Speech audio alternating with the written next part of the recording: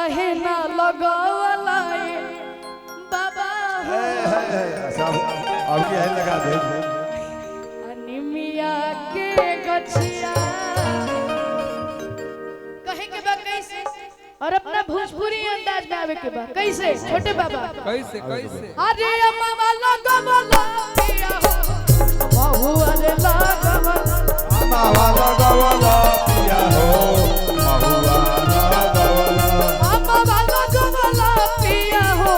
बहुआ रे लगावला काहे ना लगावला पिया हो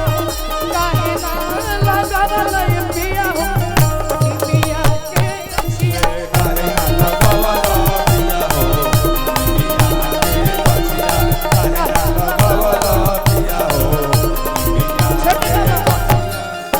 अरे अमावा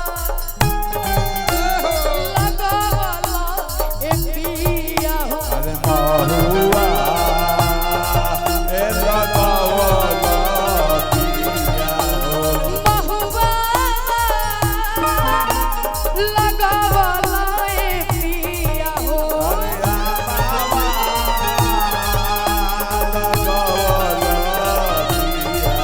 हमारे चाचा जी की तरफ से ढेर सारा आशीर्वाद प्यार दुलार अरे अम्मा लगावला पिया हो बहुआ रे लगावला हमारे मंजीव मिश्रा अंकल की तरफ से ढेर सारा प्यार दिलाए आता काहे न लगावला पिया हो काहे ना लगावला पिया हो निमिया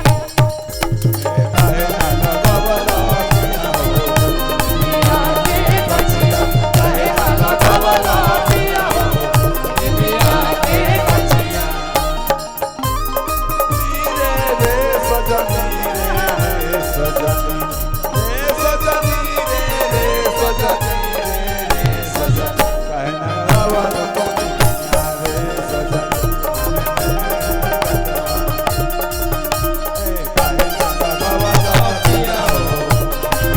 के गछिया काहे ना लगावला और निमिये हो घरवा मई निमिये दुआरवा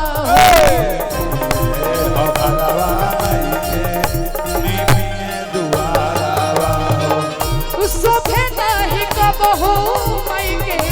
पकड़ी पिपारवा हो अरे चंपा लगवला पिया हो चमेली लगवला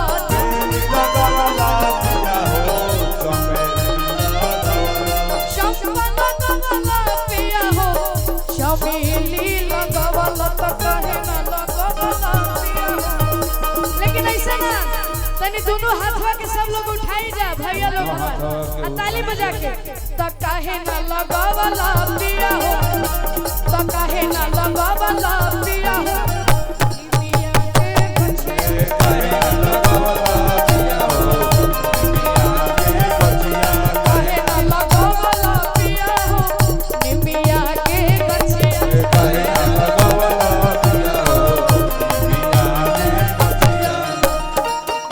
क्या बात है